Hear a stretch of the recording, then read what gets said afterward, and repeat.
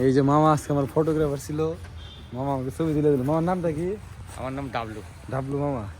মামা আমাকে আপনার শহরের নাম কি? বোদা বাজার। বাজার ঘুরালো।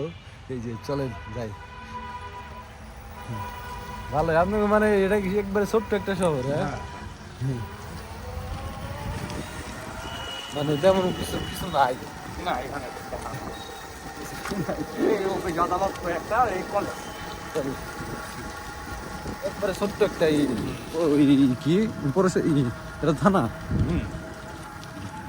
এই যে একটা এইদিকে গাছ আছে।